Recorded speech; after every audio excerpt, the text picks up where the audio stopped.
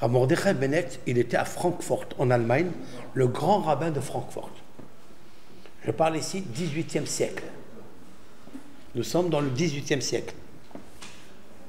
Au temps du Rav Hida, du Hatam Sofer, Rabbi Akiva Iger, tous ces grands maîtres de la Torah. Et ce Rav, il a écrit énormément de livres. Énormément de livres. Des livres de Torah bourrés de conseils, bourrés de cheminement intellectuel, exaltation sur Hachem. Tu vas où? Assieds-toi.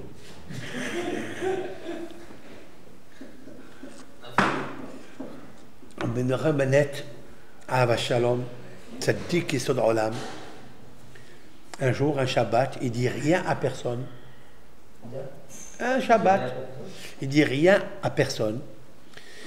Il prend sa petite valise, un pyjama, d'accord, de quoi manger quelque chose, et il va dans une auberge en dehors de la ville. Va dans une auberge en dehors de la ville, mais en dehors de Francfort.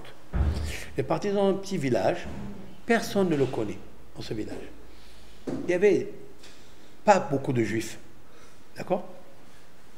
Il est allé là-bas, il a passé vendredi soir, il a passé Shabbat en chantant. L'aubergiste, il écoute, c'est un juif qui chante les Chadodi, il chante Ki Eshmera Shabbat, toutes les chansons, il fait la prière dans sa chambre. Et puis, le samedi soir, vers minuit, l'aubergiste, il l'entend plus. Il entend, il fait ça, il l'entend plus. Alors que pendant 2 nuits, un vendredi entier, Shabbat, il chantait, etc. Et puis, il toque dans la porte, il rentre dans la chambre et le roi est allé sans vie. Mort, sans respiration. Mais Mordechai Bennett, Rahmat, il est mort. Waouh! Il sait que c'est un juif. Il a les tzitzit, mais il n'a pas de carte d'identité ni rien. Il est parti sans tout ça. Okay, mais c'est un juif. Je sais qu'il a les fils, là, les tzitzit, il a la kippa, il a une barbe. Je sais que ça, c'est un juif. D'accord? Maintenant, il sait qu'il y a un juif là-bas qui s'occupe du cimetière. Il a dit, il faut qu'on prenne ce juif-là, on l'amène au cimetière. D'accord? Il restait une place dans ce cimetière. Une. Ils l'ont pris, l'aubergiste, et le juif, ils l'ont emmené là-bas, ils l'ont enterré à cet endroit-là. Il restait une place dans ce village. Une. Pas plus. 0. Maintenant, sa famille, 1 mois il passe. Non, 1 mois, 2 jours, 3 jours, 4 jours, 5 jours, il n'y a personne qui répond. La femme, elle s'inquiète. Les enfants, ils s'inquiètent. La communauté, la grande communauté de Francfort, qui avait des grands savants en Torah là-bas, le Pléochoua, tous les grands maîtres, ils s'inquiètent, il est où? On attend la dracha du Shabbat, il n'est pas là. 1 Shabbat, 2 Shabbats, 3 Shabbats, rien. Un jour, ce monsieur-là qui l'a enterré, il est descendu à Francfort. Et il rentre dans comment on appelle ça, un bistrot, là, un truc comme ça, où il y a un bar, un restaurant, bar. À l'époque, comme une auberge, etc. Il rentre et il entend 2 juifs en train de parler. Tu te rends compte, notre Rav, il n'est plus là, il n'est plus revenu, il est ça, il est parti. Et lui, il entend, il a dit, attendez, quel Rav? Il a dit, on a un Rav. Il a dit, comme ça. Oui. Il lui a dit, il est enterré là-bas. Il est décédé, ce Rav, il est décédé. Ils sont partis vite, voir la famille. C'était des simanim à lui. Les simanim, c'était des signes. Voilà, c'est le Rav Mordechai Bennett. La question maintenant de savoir, maintenant il est enterré. Et au moment où on enterre quelqu'un, s'il ne fait pas une condition de déplacement du corps, d'accord, on ne peut pas le toucher. On ne peut pas le bouger. Il faut des autorisations rabbiniques. Oui. Et puis, à l'époque, il y avait le Hatam Sofer, Rabbi Moshe Sofer. C'est un illustre de Hongrie. Ils lui ont demandé la question, est-ce que un Rav qui est décédé comme ça, à la sauvette, comme on dit. Maintenant, il n'a pas eu de mérite d'enterrement. Est-ce qu'il est, à cause, pour son kavod, son honneur, en tant que grand rave de Francfort, on le déplace et on l'amène? C'est une question très profonde. Qu'est-ce que tu dis, Dan? Ils ont demandé à Htab Sofer, Rabbi Moshe Sofer, Gaon Olam. Il a des responsables, Htab Sofer. Et le Rav, il s'est planché pour élucider cette question douloureuse et en même temps très difficile, délicate. Et à la fin, à la conclusion, il a signé que oui, on peut le déplacer. Oui, on peut le déplacer. Pour le kavod du maître, du mort. Même s'il n'a pas dit, mais on sait très bien que ce Rav, il voulait s'enterrer là-bas. C'est sûr et certain. Le 3e jour, épuisé des nuits comme ça, noires, qu'il a passées, même que la conclusion, elle était claire, il s'endort comme ça, mais il s'est perdu comme ça dans le sommeil. Et le défunt, Rabbi Mordechai Bennett, est venu chez lui dans le rêve. Il vient chez lui dans le rêve et il lui dit, Rabbi Moshe, Rabbi Moshe, Rabbi Moshe, Maître Moshe, Maître Moshe, je sais que tu as conclu quelque chose de déplacer son corps. Donc il parle avec lui. Il dit son corps, je ne veux pas dire mon, hein. Il dit son corps, déplacer le Rav, son corps, en vérité, dans le ciel, ils sont d'accord avec toi. La halakha, c'est comme ça, mais tu ne me touches pas. Tu ne me touches pas. Pourquoi? Pourquoi je ne te touche pas? Tu sais, regarde, je vais t'expliquer quelque chose. Tu dois me laisser là-bas où je suis 6 mois. 6 mois, je veux que tu me gardes là-bas. Pourquoi? Il lui a dit, tu sais, va vérifier là-bas. Tu vas voir qu'ils l'ont enterré devant une fille, jeune fille. Ils l'ont enterré là, la dernière place qui restait, là, à côté d'une jeune fille. C'était mon ex. C'était son ex. Il l'avait promis de se marier avec elle et il ne s'est pas marié avec elle. Il s'est fiancé et après il est parti à cause des tribulations de leur galop, tout ça, il est parti, il l'a laissé. Alors, quand il est décédé, elle est venue dans le ciel, au tribunal céleste, elle lui a dit, écoute-moi bien, tu t'es fiancé avec moi, oui, mais même maintenant tu veux me quitter. Écoute-moi ça, comment les âmes, elles réfléchissent. Dans le tribunal céleste, il n'y a pas de honte. Là-bas, c'est le monde de la vérité. On peut dire la vérité comme elle est, parce que ce sont des âmes sœurs. Waouh! J'ai une notion ici, je tremble quand je vous parle. C'est une notion terrible. L'amour des âmes. Elle lui dit, écoute-moi bien, tu m'as quitté quand j'étais ici. Reste au moins dans ma mort, au moins 6 mois avec moi. Tu ne me touches pas. Et il était obligé de le faire.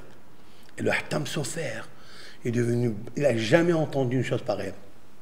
Ils sont partis le lendemain dans cet endroit. Il s'est déplacé de Hongrie. Il s'est déplacé. Ils sont partis voir. Bidiouk, il est enterré avec une jeune fille qui ne s'est jamais mariée. Cette jeune fille, elle s'appelle le nom qu'il lui a donné le Rav. Ouak, ouak. Vous croyez qu'on est ça? Vous croyez qu'on peut faire n'importe quoi dans la vie? On ne peut pas s'amuser avec la loi. Même c'est des grands rabbinim que je vous amène ici. Cette histoire, je l'ai vue dans le livre de Rav Yitzhak Zilberstein. Vous connaissez Rav Yitzhak Zilberstein qui raconte des histoires magnifiques. Il lit toujours les préfaces. Depuis, moi, je lis les préfaces des livres pour voir, parce que dans les préfaces, c'est l'âme du livre. Vous le savez ça? La préface d'un livre, l'introduction et la préface, c'est l'âme du livre. Tu peux connaître l'âme de l'auteur mieux que le livre à l'intérieur. Le livre, c'est la philosophie. Mais ce qui marque dans la préface, c'est ce qu'il veut faire entendre. C'est ce qu'il est lui. Alors, cette histoire, elle est racontée là-bas. Qu'est-ce que je vois de là? Je vois quelque chose de magnifique. Ce monsieur, il est enterré dans un village à quelques kilomètres de Francfort, oui. Ok. Il vient en rêve à Hatam Sofer, qui est en Hongrie. Les âmes, elles se promènent, hein. Elles peuvent aller là où elles veulent, hein. Pourquoi? Pour arranger quelque chose. Vous voyez? On peut avoir le shalom, mais il faut passer par la vérité. Pour passer par la vérité, il faut le din, il faut la justice. La justice, pour moi, c'est la meilleure des choses. C'est la meilleure des choses. Et ça, c'est magnifique, c'est extraordinaire. Je crois qu'on est arrivé à l'heure. Donc, pour ne pas rester dans la... Attends. Ne pas rester dans... Oui. Ne pas rester dans la justice. On va parler du shalom. Parce que c'est ça qui nous concerne. Ouais. Moi, j'aime le shalom. Tout le monde aime le shalom. Mais il faut payer le prix pour avoir le shalom. Le juste prix. Le juste de la justice. Le juste de la justice. Quand quelqu'un, il est dans le... Istalek mina safek. Amalek, il veut te créer tout ça. La safek dans ça, le safek, ça veut dire le doute là. L'arme redoutable du nahash, c'est de te créer l'incertitude, le doute. Mais tu es un tzaddik, mais tu crois quoi? Mais tu es bien, tu n'as pas voté, on a tort 50-50, hein? Tac, c'est pas vrai. C'est mieux de te faire soupçonner, de t'auto-critiquer, essayer de dire ce qu'il a dit David Ameller. Waouh! Je reviens pour enlever le cancer psychologique. C'est quoi? C'est en fait Amati Ode Ale Pesha El Hashem. Je dis à Hashem, je veux revenir à Hashem. Je veux revenir à Hashem. Oui, j'avoue mes fautes. Dieu, j'avoue mes fautes. D'accord? Je ne veux pas les cacher. Mais avec lui, hein? Les fautes qui se parlent avec lui. D'accord? Et quand quelqu'un fait ça, c'est ça Hosha'ana Rabbah. La Hosha'ana Rabbah, la plus grande, c'est d'être soutenu et couvert dans la soukha, être couvert de toutes ces forces négatives, etc. Comme ça, Be'azat Hashem, Atta, t'es sauvé, vini, c'est là, à toi, vers Boter Hashem. Le nom du Sartan qui est sorti ici, c'est... D'accord? Voilà, c'est un grand moussard aujourd'hui. Quelle heure il est? On a passé 6 heures, presque 6 heures de cours. Moi, je suis quand même dans un avion, mode avion, et je m'envole. Et je félicite, au nom de tous ici, d'abord vous, qui vous êtes en présence. D'accord? C'est très très bien. Mais ceux qui sont présents ici sur Facebook et YouTube, je voudrais les bénir. Combien vous êtes grandes âmes, vous êtes des grandes dames et grands hommes, vous êtes des grandes âmes. C'est la vérité. C'est la vérité. C'est incroyable de continuer d'écouter ce cours, etc. Je n'ai pas tout terminé. Je n'ai pas fait le Pidyon Nefesh, mais je le ferai après parce que là, on arrive à la prière et je suis obligé de rentrer à la prière. Peut-être qu'elle n'aura pas besoin de Pidyon Nefesh. Amen. Vous connaissez ça? Peut-être que... Avant Minha, c'est une chose. Après Minha, vous connaissez l'histoire de Hazon Ish? Vous connaissez ou pas? Le Hazon Ish, je termine. Le Hazon Ish, ce Rav de Bnei Brak, un jour il est venu une personne, il lui a dit, Rav, le docteur il a dit que s'il se fait opérer dans ça, c'est sûr et certain qu'il ne va plus avoir d'enfant. Est-ce que c'est une opération à risque? Je la fais ou je ne la fais pas? Les médecins lui ont dit, tu l'as fait, mais sache-la, il faut qu'on te guérisse ta tumeur que tu as, mais le jour où on va te toucher ces veines, tu ne pourras plus avoir d'enfant. Lui, il a dit, attendez. Je vais demander au Rav. Il est parti voir le Hazon Ish à Bnei Brak. Il lui a dit, Rav, et c'était avant Minha, avant la prière, qui est la plus belle de Minha, celle qu'on appelle Sha'ad Ratson, c'est-à-dire le moment de volonté. Oui? Il va, il s'approche de lui. Il lui dit, Rav, je peux vous parler? Il lui a dit, le médecin, il m'a dit, comme ça et tout. Il lui a dit, ben, si le médecin il t'a dit, ben, fais-le. Après, il lui a dit, bon, attends, viens, on prie Minha. Viens, on prie la prière de Minha. Ils ont fait la prière de Minha. Le Hazon Ish, bien sûr, qu'il est rentré dans des cavanotes extraordinaires. Il a prié. Il est revenu chez lui après Minha. Il lui a dit, Rav, je fais quoi? Il lui a dit, ne fais pas l'opération. Mais Rav, il n'y a même pas un quart d'heure, vous m'avez dit qu'il faut faire l'opération. Il a dit ça, c'était avant Minha. C'est avant la prière. Mais après la prière, c'est une autre chose. Ce monsieur-là, 15 enfants il a eu. Hamesh Esre Banim. 15 enfants il a eu.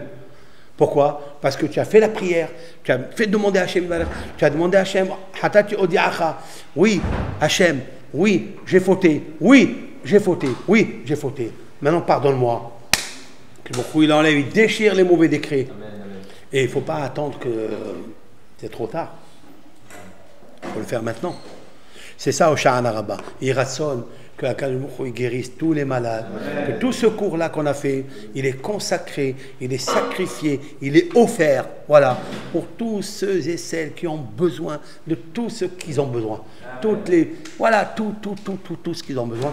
Je suis sûr que David Ameller, Avraham Avinu, Yitzhak Avinu, Et il va les protéger, il va nous protéger. Et on va rentrer maintenant dans les Osharanot.